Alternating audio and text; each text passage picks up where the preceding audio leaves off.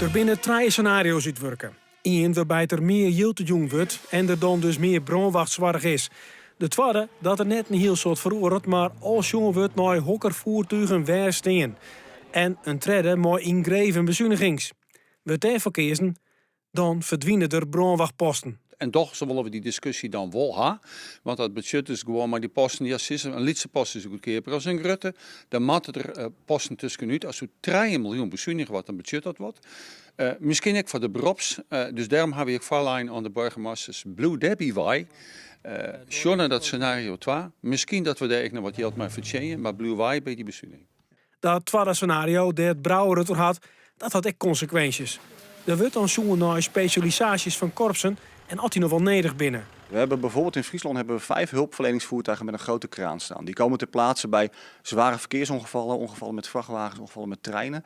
We kijken op dit moment kritisch naar hoe vaak zijn die eenheden ingezet. Staan ze op de goede plek? Als een eenheid bijvoorbeeld minder is ingezet dan we in eerste instantie dachten, dan ga je kijken, nou moet hij dan ergens anders naartoe om te zorgen dat hij meerwaarde heeft in de dekking. Of kunnen we met minder toe? Nou, zo kijken we naar die specialismen.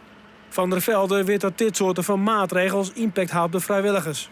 Wij doen dit scenario vanuit professioneel oogpunt. Dus we kijken kritisch naar hoe vaak is een specialisme uitgerukt. Staan ze op de goede plek. Dus dat vergt een hele goede uitleg. En ik vertrouw erop dat we daar draagvlak voor kunnen creëren. Maar als je naar scenario 3 kijkt, wat niet wordt geadviseerd vanuit de bestuurlijke stuurgroep, dan gaat het over sluiten van posten. En als je het hebt over impact, dan heeft dat echt impact op onze vrijwilligers, maar ook op de burger op straat. Want dan gaat het direct over de veiligheid.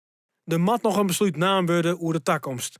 Wat voor de brandwacht boven alles gaat, is dat de brandwacht zwaar goed blijft, maar de 66 posten die er binnen in Friesland. Daar gaan we 100% voor en die posten die zorgen samen voor dat ze paraat zijn en dat de burger in Friesland altijd bediend wordt. Is dat soms niet door de eerste auto, dan wordt het wel door de tweede auto gedaan. Dus scenario 2 blijven van die posten af en met dat scenario kunnen we echt garanderen dat de veiligheid van de burger geborgd is.